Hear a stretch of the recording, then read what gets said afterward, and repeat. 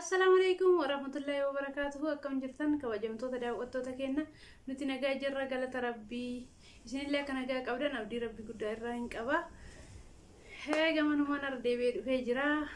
Har'ammoo maal qabattee dhuftee akkanaan hin jenne har'a namni tokko hin jiru kophaa kiyyaan dhufe. Namni hunduyyuu ofirraa ari'ee kophaa kiyya dhufee ana barbaadda waan ta'eef anatuyyuu haadha yuutuubii kanaati waan ta'eef dhufee jira kophaa kiyya. Maal qabattee dhuftee jechuun keessan oolu magara qonna gariitti gisee deemne viidiyoo kaleessa piraankii hankadii irratti hojjedheen baay'ee isin aarsee baay'ee isin taqayyamsiiseera. Garuu balleessa kiyya jedhee yaadu. Yoo ka balleessu ta'e immoo asumaan dhiifama isiniin jedha daawwattoota kiyya jiini jedha ramadaanatti wal aarsuu wal taqayyamsiisuun waan hin barbaachifne ka aadayyuu afooytillee waliin jedhee ramadaana jammaraa miire. Kana waan ta'eef ilmi namaa dogoggoruun dhiisuu yoo balleessa kiyya ta'e yoo dogoggoree dhiifama isiniin jedha. Isin immootu sirriitti nan hubanne yaada kiyya. Waan sirriitti nan hubanneef wanti beektan immootu waa'ee fooziyaa keessatti wanti baay'ee waan hin jirreef akkasitti yaaddanii akkasitti barreessitan malee an fooziyaa miidhee kana muluu rakkoo irraan ga'eeti miti. Waa'ee fooziyaallee waan tokko waan isiniin jedhutu jira, waan isin barsiisu jira waa'ee isii. Deebi'eetiin immoo waa'ee kiyyarraa waa'ee fooziyaatirraa waan isinitti himutu jira. Haga xumura viidiyoo kiyyaatiin wajjin turan affeerraa kiyya. Gamanumaan warri koomentii kalee barreessitanii akkasitti baqqaa yaadan tane barreessitan dhugaa rabbii xiqqoo isinillee yaada keessan hundoo sirreeffattanii dasna jedha. Namni immoo akkuma itti hubatetti barreessaa. Garuu immoo ta'anii sirriitti yaada viidiyichaan hubanne malee ani barumsas qaba jedhee itti yaadatti hojjedhe viidiyicha san. Tokkoffaa dhugumaa seenaa dhugaati akkuma isiniin jedhe rakkoon akkasii mootu as dhiisati biyya arabaatti illee mudata sarratanyaan badaa turti. Hatteellee badaa turti. Piraankii hojjedhu immoo waa'ee fooziyaa waa'ee kadii irratti wanta hojjedheef fooziyaa waliin mari'adhee goddanyaa tiibira ergeetii ka hojjedhe. Goddanyaa tiibira meeshaa wayii naafurii xiqqoo achi turii xiqqootti piraankii hojjechuudha jedhee nuti ka hojjedhe. Fooziyaan immoo waa'ee piraankii mari'adhee ni dhiise osoo mari'atin nufu galeefii jira. Isiin irratti hojjetteerti ni beekti waa'ee piraankii. Kana akka ta'eef hojjedhe malee fooziyaa aarsuuf fooziyaatti haa dhagahamu fooziyaan akkasi shamaaqayxuuf miti akka hojjedhe. Egaa hojjedheen booda immoo yaada keessan isinillee barreessitanii anillee dubbisee jira. Fooziyaa yoo gargaaruu barbaadan yoo guddisuu barbaadan karaa ittiin guddiftan baay'eetu jira.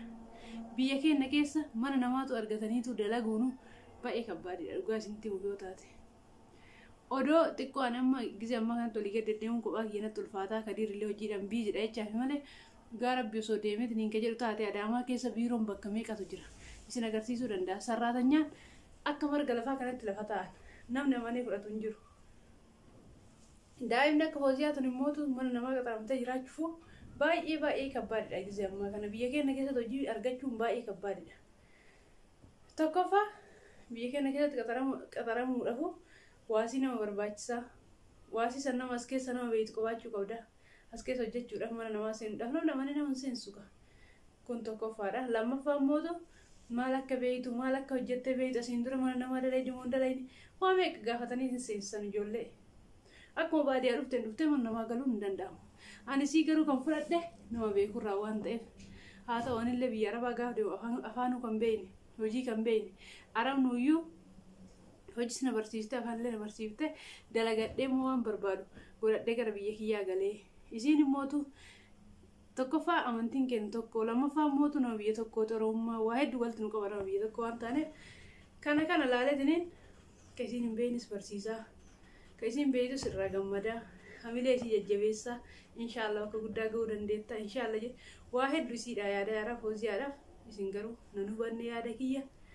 Rakkoo biyya keenya keessa dullee dagattan na fakkaate hin dagatina. Biyya keenya keessa hojii argatanii hojjechuun kabbaadidha. Baay'ee kabbaadidha. Akkuma isiniin jedhe waasii nama barbaachisaa. Mana sayyoo dhayxe mootu baay'ee nama tokko xaxxaran dhugaa rabbii dubbachuuf yoo ta'e baay'ee nama meeqatu sarraatanyaa qaba asuma ollaa kiyya asuma namni goddanyaa kiyya nama meeqatu firiijii qollofee biraa deema nama meeqatu kana nyaatte hin dubbiidha. Mana kiyyatti alhamdulillahi rabbil aalamiin. Ani wanta arabni nama gootu waan argeef kanarraa natsaa taatee jiraatti fooziyaan dhugaa rabbii jiin ramadaana waan ta'eef ani viidiyoo jedhee waan ta'an isiniin hin jedhu dhugaa isinitti himaa jira. Kana waan ta'eef fooziyaa rakkoo irraan ga'u barbaadu yoomiyyuu akka ilmooti yaaddisii ilaala isiniin jedheera.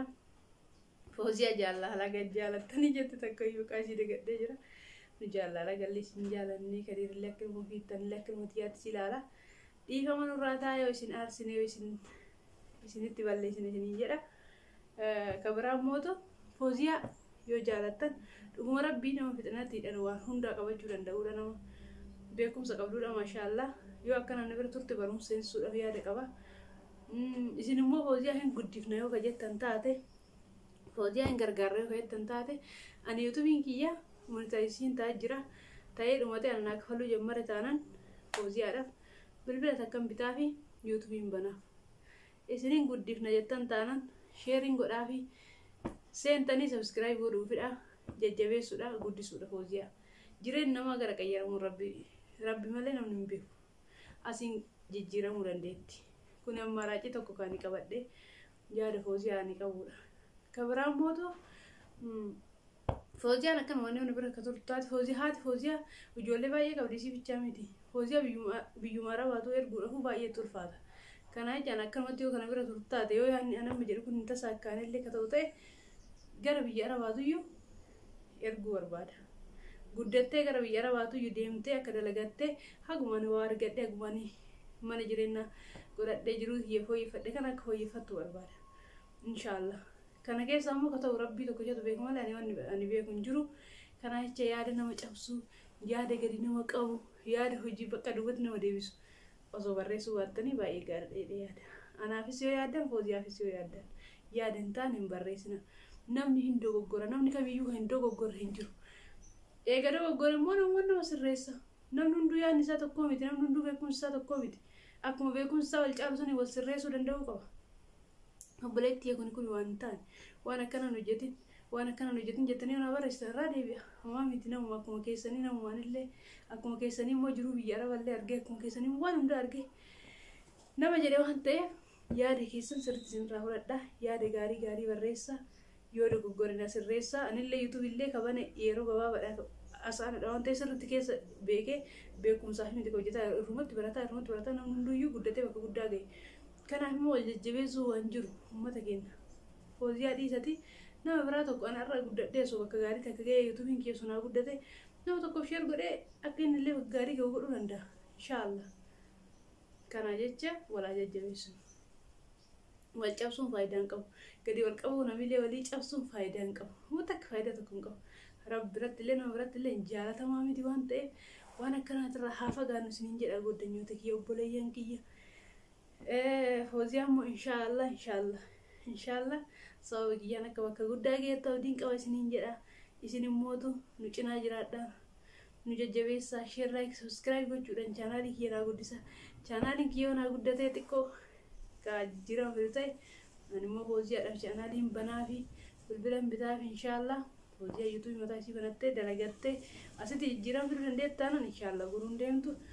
Yoo immoo kunillee hin taane ta'e ofii kiyyaa baasii kiyyaa biyya arabaatu ergee yoo isin xiqqoo guddatte amma sun taane yoo isin xiqqoo guddatte umriin isii deemuudhaaf ga'e akka deemte dalagatte bakka gaarii isiin geettu godhuudhaaf yaada qaba. Inshaallah ofillee dandeettee warra ofillee akkasiin gargaartu warra ofillee akkasiin jijjiirtu godhuudhaaf diin kiyyaa isin immoo rabbiif jecha isin jaaladha. Ijaa wal argine wal hin beeynu waan taane walii barreessuun waan taane waliin jechuun faayidaa hin qabu. Walaa jajjabeessinuu yoo balleessines walaa gorsinuu kararraa walaa deeffannu. Ijoolleen Oromoo nama meeqatu yuutuubii kanarraa jira.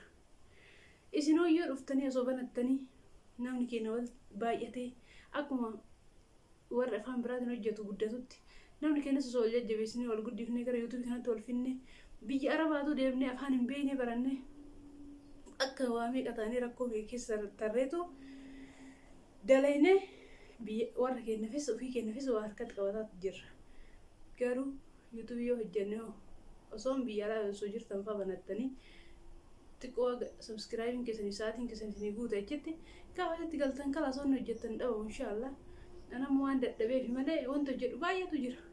Odoo bahee hojjedhe nama rakkataa gargaare osoo meeshaa adda addaa beeksisee wanta hojjetan baay'eetu jira. Ani garuu humna kiyya hojii wal qabatee manuma taa'ee firaankii waan adda addaa hojjedha. Inshaallah gara fuulduraatti immoo waan guddaa akka hojjedhu abdii qaba rabbirraa. Isinillee walaa jajjabeessinu bakka dogoggorreetti walaa sirreessinu isiniin jedha.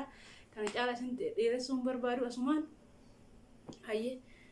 Assalamu alaikum warahmatullahi wabarakatuh. Assalamu